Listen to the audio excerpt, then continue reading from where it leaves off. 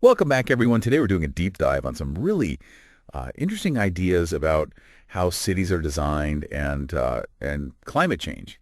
You know how like everyone's talking about cutting down on carbon emissions? Yeah.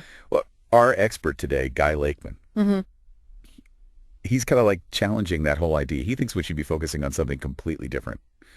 Heat islands. Heat islands. Yeah. Yeah, okay. Lakeman uses AI to look at like big global systems. Yeah. And he's a big advocate for, a healthier planet. hmm And he says some pretty surprising things like um, he says plants can actually hurt buildings Oh, wow. and that all those efforts to make cities greener might actually be doing more harm than good. Really? Yeah. So that's what we're going to be looking at today. So Yeah. first, what exactly is this heat island thing? Have you ever noticed how like some parts of a city feel like way hotter than others, even if it's like the same day?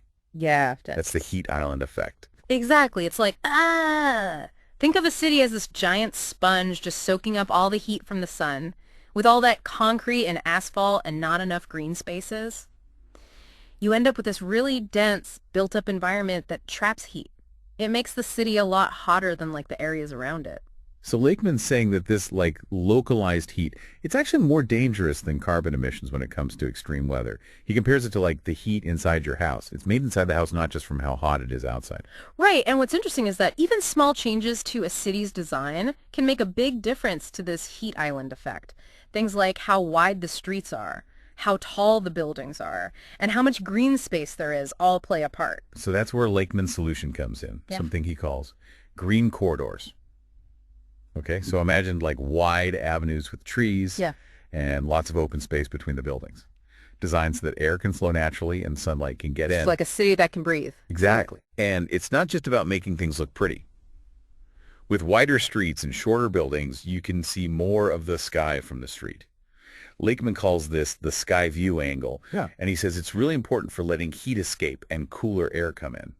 Oh, so it's like giving the city lungs. Yeah, exactly. It's Yeah. a pretty different idea, right? Yeah. Especially when you think about how a lot of cities are just building taller and taller, Right. which creates these like narrow urban canyons that trap heat. Yeah, I see what you mean. But Lakeman doesn't stop there. He actually criticizes those vertical forests, those buildings that are covered in plants. Yeah, they look really cool. They do, but Lakeman's point is they might not actually be the best solution. He's worried about plants damaging buildings over time and that it could lead to more mold and other problems. I guess it's not as simple as just sticking plants on a building and calling it a day. Yeah. It's about finding the right way to bring nature into cities in a way that makes sense and doesn't cause more problems. Exactly. So if planting trees on buildings isn't the answer, what does Lakeman suggest?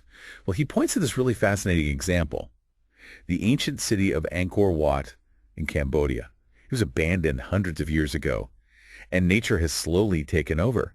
It's basically a thriving jungle now, and the temperatures there are surprisingly stable.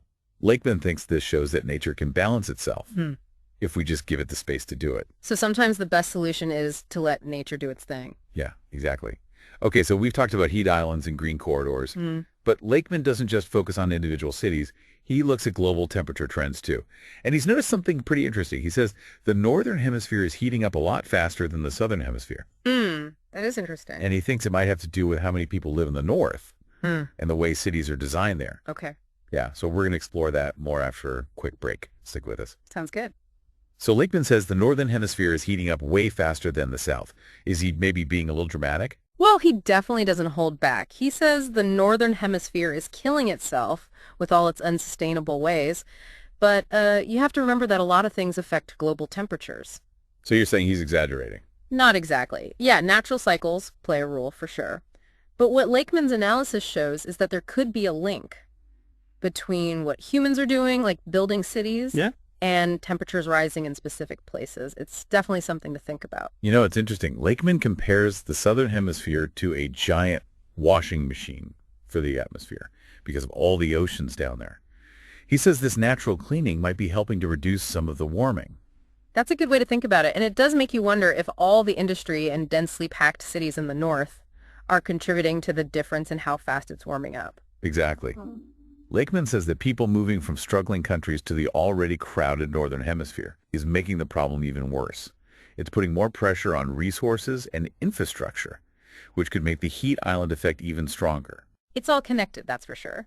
Whether or not you believe his predictions about the future, Lakeman makes us face some uncomfortable facts about population growth, how we manage resources, and whether what we're doing now is actually sustainable. Okay, let's say Lakeman's right, and the way we're designing cities is part of the problem. What's the solution?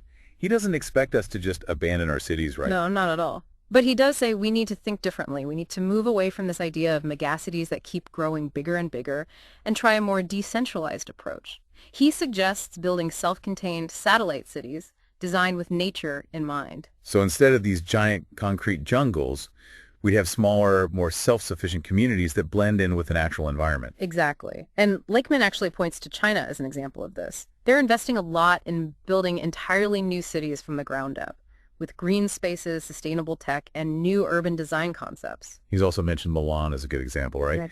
I think they're trying to break up their existing city, create more open spaces, and encourage people to live and work closer to home. Yeah, they're experimenting with dividing the city into different boroughs, each with its own green corridors, the public transportation, and everything people need. The idea is to reduce the need for people to travel long distances, which means less traffic and less pollution. So it sounds like Lakeman wants us to completely reimagine how we design cities and how we live in them. It's a pretty radical idea, but I have to say it's kind of inspiring. It is. He's not just pointing out problems. He's offering solutions, even if they're unconventional. And I think he's right about one thing. We have to start thinking differently if we want to create a world that's sustainable and can bounce back from challenges. Okay, so we've talked about heat islands, green corridors, global temperature trends, and even Lakeman's vision for the future of cities. Now let's move on to another one of his controversial claims. The idea that plants can actually damage buildings might sound strange, but Lakeman says planting trees too close to buildings or covering them in plants can cause structural problems over time. We have to remember that nature is powerful, and sometimes that power can be destructive. Tree roots can get incredibly strong, putting pressure on foundations and even causing cracks. Plus, all the moisture from plants can lead to mold growth, which can be bad for people's health. So even with something that seems beneficial, like plants, we need to find a balance. Absolutely. We need to be careful and thoughtful when we bring nature into cities. It's not just about how it looks. It's about understanding what could happen and preventing problems. So Lakeman's not saying we shouldn't have plants in cities at all, just that we need to be smarter about how and where we use them. Exactly. It's about finding the right balance where nature and buildings can exist together without causing harm. That makes sense. Remember Lakeman's idea of cities with those green corridors? Well, he thinks AI could play a big role in designing and managing those spaces, making them better for ventilation, air quality, and even energy production. Like imagine AI controlling those baffles we talked about, adjusting them based on the wind to maximize airflow through the corridors, or sensors that monitor the air quality and activate natural filtration systems. So it's like the city can breathe and clean itself, almost like a living organism. It's a pretty fascinating concept. It is. What I find most interesting about Lakeman's work is his willingness to think outside the box, to challenge the conventional wisdom and explore new solutions. He's not afraid to push the boundaries, ask what if, and come up with bold ideas, even if they sound a little crazy at first. And I think that kind of thinking is crucial if we want to tackle these big challenges facing our planet. Absolutely. Okay, so we've heard a lot about Lakeman's ideas and analysis. What are your thoughts? Do you think he makes a strong case, or is he overstating the risks? It's definitely a lot to process, but I appreciate that he's willing to shake things up, challenge what we think we know, and make us really think about how we live and the impact we have on the environment. I agree. Whether or not you agree with everything he says, Lakeman's work definitely makes you think. He's asking important questions about urban design, climate change, and the future of our cities. And even though some of his claims might sound a little out there, you can't deny his passion for creating a more sustainable world. And that's something we can all get behind, right? Right. Absolutely. So we're going to pause here for a minute to gather our thoughts. When we come back, we'll talk about what we've learned and explore what Lakeman's ideas might mean for our own communities and our own lives. Stay with us. All right, so we've really explored a lot of Guy Lakeman's ideas in this deep dive. From heat islands to green corridors, from those global temperature trends to AI designing our cities. It's been quite a journey. It really has. Lakeman's work makes us completely rethink how we see cities and our part in making a sustainable future. Absolutely. So as we wrap up, What do you think are the most practical things we can take away from Lakeman's work? Like things we could actually do in our own communities or even in our own lives? Besides redesigning entire cities. That's a great question. I think one of the most important things is just knowing about the heat island effect, even if we don't live in huge cities. Understanding how our local environment affects temperature can help us make better choices. So what can we do as individuals? Well, even something as simple as planting trees in your yard can make a difference. Trees give shade, absorb heat, and release moisture into the air, which helps cool things down. That makes sense. I've also heard about using reflective materials on roofs to reduce heat absorption. Right. And even something as basic as using less energy at home can help. Remember, Lakeman said a lot of the heat in cities is made by us, so if we all use less energy, we can lower the amount of heat we're putting into the environment. So it's not just about big plans and futuristic technology. It's about the everyday choices we make. Exactly. And I think another takeaway is how important green spaces are. Whether it's a park, a community garden, or even just trees along the street, those little bits of nature do so much good, not just for the environment, but for us too. Totally agree. When Lakeman talked about Angkor Wat being taken over by nature, it made me think that maybe sometimes the best solution is just to give nature more room to do its thing. That's an interesting point, and it connects to Lakeman's vision of creating those satellite cities, where nature is a part of everyday urban life. Maybe if we spread out our population and make our cities fit in better with the natural landscape, we can create a future that's more sustainable and resilient. It's a really compelling idea. Even if some people think Lakeman's ideas are a bit out there, I think his work makes us ask important questions about how we want to live and what kind of world we want to build. Definitely.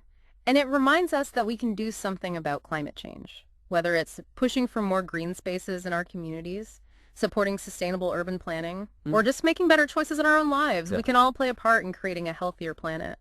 Well said. I think Lakeman's main message is that we need to change our mindset. Instead of fighting against nature, we need to work with it. We need to see that our cities are part of a bigger ecosystem and that everything we do has an effect. That's a really powerful insight. In the end, it's about understanding that we're all connected, and the decisions we make today will create the world of tomorrow. That's a great point to end on. Well, everyone, that wraps up our deep dive into the fascinating world of Guy Lakeman.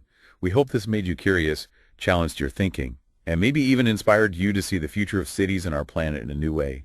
Keep exploring, keep asking questions, and keep diving deep.